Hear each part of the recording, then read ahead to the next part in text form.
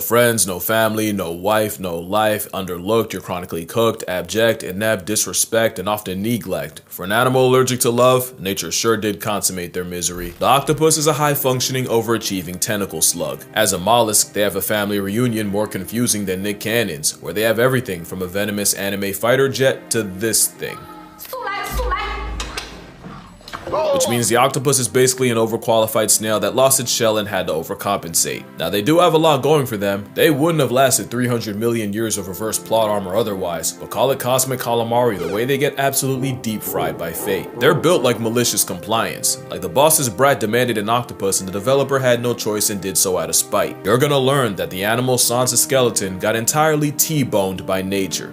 It all starts when they're born. Octopus might just have the worst predator spread of any animal. Anything from cod, sharks, dolphins, stingrays, seals, sea lions, sea birds, sea otters, sea stars, eels, other octopus, and especially humans will all put an octopus out of order in the name of protein. Dolphins will even tag along stingray hunts to allow the ray's electroreception to lead it to a hiding octopus. Mind you, stingrays are like 2D sharks, and them and dolphins pulling up is like if the Reds and Blues of Los Angeles took the day off to go boo the Clippers. But dolphins don't need help humbling an octopus, as dolphins have been observed tenderizing the underwater 8-foots by repeatedly slamming them. Sea lions got the same playbook, as they'll swim to the surface and also maul the mollusk, serving Suplex City so hard it wakes the ghost of Hulk Hogan. It's how animals with no forks or knives can tear it into bite-sized chunks. But it also means octopus might as well be born with a shake before use label. But on the surface it can look like an interspecies drive-by. Those are far from the only things that violate octopi. Sea otters are like waterproof wolverines that'll rip into octopus like candy. In some spots, they get targeted by the scissor jaws of the bobbit worm,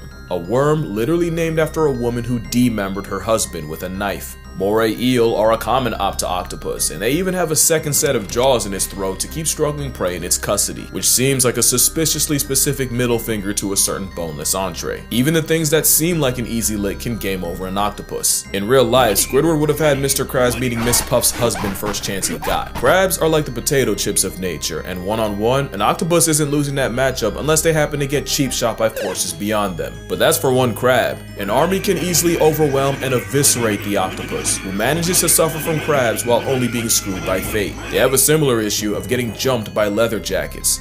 And I don't mean a bite gang, I mean literal fish eating it alive. Some octopus will try their luck against an unassuming shrimp until they get served an appetite suppressant in the form of a bullet fist. It's so bad, it's confirmed octopus have night terrors about being eaten, with some filmed going from deep sleep to suddenly thrashing and inking themselves. And if PTSD ain't bad enough, octopus can OD on that same ink. I was not kidding about malicious design. Imagine your biggest hater being your own creator, cause the octopus seems to be at war with its own anatomy. Let's count the ways. Octopus will use ink as a smokescreen to escape, but if they can escape their own bomb, they'll suffocate and meet Nemo's mom. Self-toxic ink is just where it starts. Octopus got no bones, no armor, no nails, just a massive chewy gelatinous protein. They do have a powerful bird-like beak, but a hitbox that small and a hurtbox the size of Madison Square Garden is deplorable design, and their build means virtually any shot you take is a headshot. Another thing is, octopus have 3 hearts, 1 central and 2 branchial hearts to pump blood to the gills, because apparently 300 million years wasn't enough time to make one cell functioning. And while that's kind of a joke, what isn't is the fact that them swimming fast takes so much energy, the systemic central heart literally stops beating. They count on cardiac arrest to get to where they want to go, meaning an octopus can be swimming for its life. Even at maximum effort, their best attempts are half-hearted. Octopus proved that a lot of us had evolution wrong. It's not survival of the fittest, it's just barely being good enough to keep the wheel going. And if that doesn't prove it, their brain does. Not intelligence, I mean the literal donut that has its esophagus running through it. Octopus risk brain damage every time they eat, and they're always a piece of food too big or too sharp away from factory resetting their entire personality, which is why they have the razor-sharp radula, the answer to a problem they never even asked for. That's not the only thing that can bring on cephalopod CTE. Since octopi can't thermoregulate, sudden changes in temperature can also cause significant brain damage for an animal that lives in the ocean. But remind me to get back to that. But none of that can top the fact that nature gave octopus a built-in self-destruct button.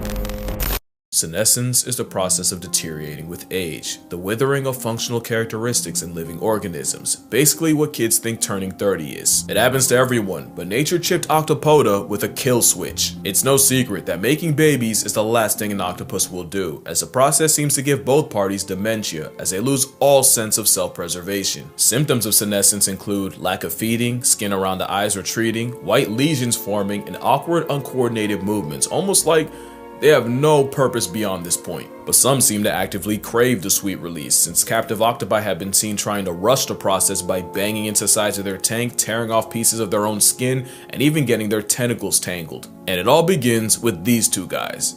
They're small, but they got big plans. Those are optic glands, and they're the double agents that lie dormant between the brain and optic lobe until they get active, usually around the same time the octopi do, and it's believed this triggers them to produce more steroids and boost cholesterol. Specifically, scientists saw more activity in the genes that produce neurotransmitters called catecholamines, along with steroids that help metabolize cholesterol. What does that all mean to you? Well, catecholamines are hormones like your epinephrine and dopamine, basically the fuel to your fight or flight, and in octopus, their job is to redirect energy away from eating and, keeping themselves alive and put it all into raising their own, especially since that same optic gland will also secrete stuff to turn off digestion, which is why they starve to death. Not only that, but neuropeptides are what causes appetite and hunger, and they get turned off too. Yeah, they put the op in optic. It's a gland, but that optic got a lot of nerve, because in 1977 in Brandeis University, psychologist Jerome Wodinsky removed the optic gland from a mother 2 spot, and the outcome was they abandoned their eggs, continued feeding, and lived longer. It's literal predetermined self-destruction, and it's the worst kind. The Australian anti-kindness has a similar fate, since males will mate themselves to death, and an increase of steroid hormones in the blood is how the kamikazes can go all out. Those same steroids also nerf the immune system and eventually cause a total body shutdown as they get poisoned by their own supply. But at least when that happens, they've mated with as many females as possible. The octopus is very much one and done, and that's why it's survival of just being good enough. You can end up lobotomized by your own dental. As long as it happens after you breed, that's strictly a you problem. And evolution can't save you from one of the most toxic relationships underwater as long as it ends with children. Yes, worse than the anglerfish. First of all, they barely tolerate each other. Lady octopus will respond to male harassment by chucking shells like it's Mario Kart. Just when the male thinks he's in the lead, there's a blue shell for his blue balls. It doesn't get much better if Squidward succeeds, since many males are dwarfed by their mates and run the very real risk of being cannibalized, leading to some very questionable mating methods. The blue-lined octopus will inject his mate with a venom while on top, a venom called tetrodotoxin, arguably the most potent neurotoxin out there. It obviously doesn't kill her, but it does make the female angry enough to yeet the male off her back once she's functional again. That's why male octopus have a venom gland 3 times the size of a female's, because ducks have a coital curly fry to force the issue, while the octopus clearly listens to Rick Ross. There is a catch though. If the male doesn't envenomate her in the exact right spot, she can wake up early, and the best case is he gets some of his arms torn off. Of course, some, like an Argonaut, say screw it, literally, and just hand the female his baby arm and swim away. A physical invitation to go feel yourself. After mating, the male basically waits to buy tickets to a Tupac concert. They go AFK, just a catatonic state where they move like an NPC. Also, post-mating males don't return to their dens. They don't even wait for death at home. They just circle the corner anticipating its arrival in the form of sickness, starvation, or getting turned out by a predator. The mother doesn't get off easier, since she gives up her entire existence the moment the eggs come out. She'll spend all day washing them with her siphon and guarding them, all while not going out to eat once. Mothers will eat their own arms before they leave them alone for a second, and that hunger strike can last years. One deep sea octopus brooded eggs for a total of 53 months. Just under 4.5 years. It was by far the longest brooding period of any animal, and she even turned down crabs offered to her by researchers. Like all octopus, once the eggs hatch, the babies swim to the surface and spend their early days drifting the current. And if motherhood doesn't murk her, the she-puss just waits for something like a pack of starfish to put her in her place. That place being past tense. It's the worst outcome of any mother, worse than cheetahs, hyenas, and even the sea louse. The payoff is all the kids she spawns. The giant Pacific octopus can have over 100,000 eggs, and some like the Cyanea can exceed 500,000. With all these sentient grains of rice, about 1 or 2 will live long enough to repeat the cycle. Because as far as evolution's concerned, that's enough. From egg to adult, the octopus's short life isn't a total show. It's a septic symphony, and the biggest insult is the wasted potential. The octopus got straight up cheated, almost like someone knew there were a few changes from an obnoxiously overqualified Sigma slug seriously bending the natural order. Octopus don't have hands, but they do have arms, and they'll throw them, with reports of octopus suffocating threats like dolphins and sharks. Specifically, an octopus was caught shoving its arms down the gills of a pajama shark, nearly putting it to bed permanently. And speaking of sharks, that matchup isn't as one-sided as you think. In a Seattle aquarium, one octopus earned himself solitary confinement, and the reason was, staff kept finding the bodies of dead, butchered dogfish sharks all over the tank floor, until cameras caught the neighborhood octopus murking any sharks that were put in the tank with him. Octopus will square up with sea lions with everything they have, and even ship-sinking stellar sea lions can struggle with a vindictive hors d'oeuvre. Even the symbol of America can get it, and there's at least one seagull with octopus in its obituary. Not to mention Neptune's hitman has enough awareness of human anatomy to attempt to play hangman. But the octopus's biggest flex is their shape-shifting. Octopus have the ability to change colors, despite being colorblind. It's said that their skin may be sensitive to hues, shadows, and colors around them, and can conform to their environment. Some, like this cyanea, can make hundreds of transformations in a day, but one octopus does this on steroids. The mimic octopus can not only cosplay as other animals, it'll purposely exploit their own fears. If a mimic's getting harassed by some punk-ass damselfish, it'll take the form of a venomous sea crate. And if the block's real hot with predators, the mimic mirrors the biggest threat in the area,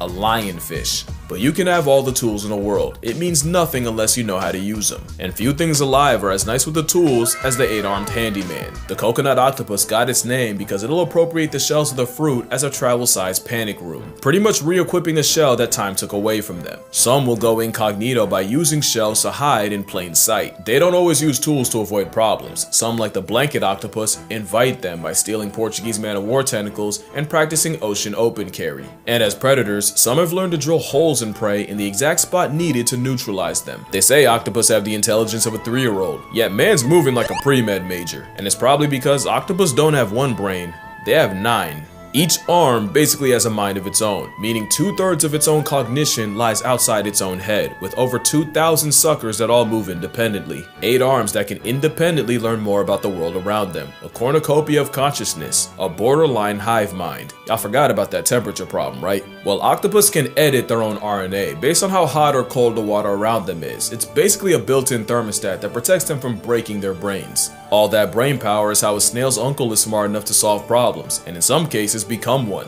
Some octopus have learned not only when and where crabbers will show up, they'll time it just right to where they'll swipe the crab from the trap, disrespect Steve, his name's Steve's, entire livelihood, and vanish, leaving behind corpses. Octopus can also tell people apart, and sometimes they'll end up having beef with one in particular, and will squirt them and only them. Some don't even stop at people. Otto the octopus decided he didn't like an overhead light, so he climbed to the edge of his tank and shot water at it, causing the entire aquarium electrical system to go out, and he did this night after night, repeatedly, until folks caught on. So why am I telling you how smart a Second Amendment slug is?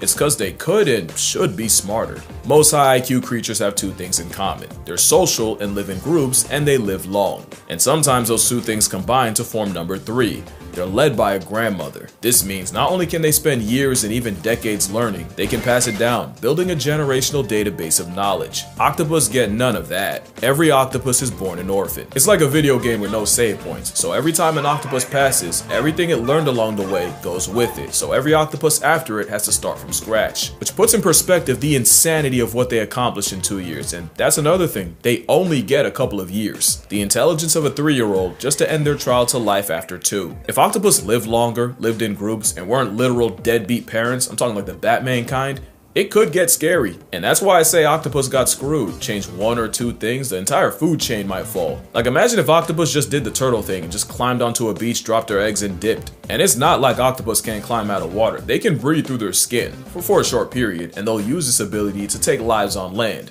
So why not create them? Except the soft-bodied cephalopods would probably get put on a shirt before they got far. If only they had like a shell or something to protect them. It's a shame nature never came out with anything like that. And then imagine if octopus worked together. Humboldt squid scare me for the specific fact that they kill in packs, and there has to be at least one human who was jumped to drag to the abyss and hate crime by the Antichrist calamari clan. But aside from violence, imagine what a group of like-minded octopi could do. They might mess around and start a renaissance. In fact, what if I told you it's already started? In 2016, in Jervis Bay off the coast of Australia, scientists found a non-human settlement containing residents of gloomy octopus. Up to 15 of them, living on dens on top of scallop shells, doing everything from hanging out, communicating, to fighting, procreating, and even evicting particular offenders from their den. It's like an octopus suburb. It's a cephalopod community, and scientists named it Octlantis.